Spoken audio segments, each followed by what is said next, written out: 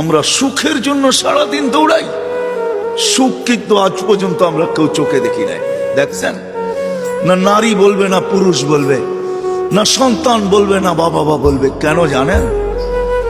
সুখ আসে রহমতের চাদর আসলে, চাদর দিয়ে যখন ডাকা হয় তখন সুখ আসে। আল্লাহর রহমত ছাড়া সুখ আশা করা যায় না। আর আল্লাহর রহমত মুহাম্মদুর রাসূলুল্লাহ ছাড়া পাওয়া যায় না, না না না না না।